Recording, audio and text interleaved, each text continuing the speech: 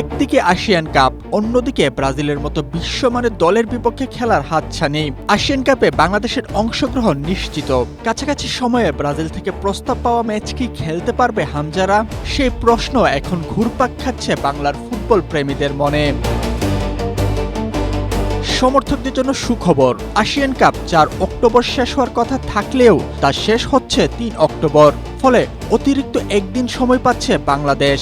Brazil বাংলাদেশের সাথে খেলতে চেয়েছে 6 অক্টোবর। সেক্ষেত্রে খুব বেশি সময় না পেলেও মোটামুটি সময় হাতে থাকছে বাংলাদেশের। ওভারফ্লো কিংবা লিকেজের ঝামেলা?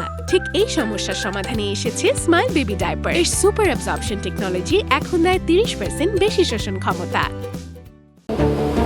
সবচেয়ে বড় যে চিন্তার জায়গা সেটি হলো ফিফার নিয়ম।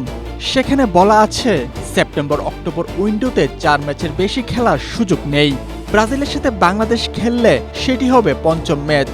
সেক্ষেত্রে ম্যাচ ওয়েট সংক্রান্ত কিছু সীমাবদ্ধতার মুখোমুখি হতে হবে। ফিফা উইন্ডোতে খেলা ম্যাচগুলোর ম্যাচ ওয়েট 10 করে। 5ম ম্যাচ হওয়ায় ব্রাজিল বাংলাদেশ ম্যাচটির ম্যাচ ওয়েট কাউন্ট হবে 5 করে। তাছাড়া ম্যাচটি টায়ার 1-এর স্বীকৃতি পাবে না।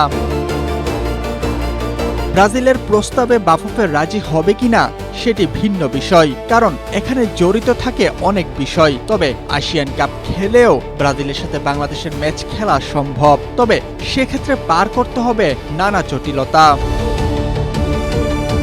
রাকিবুল হক, এশিয়া পোস্ট।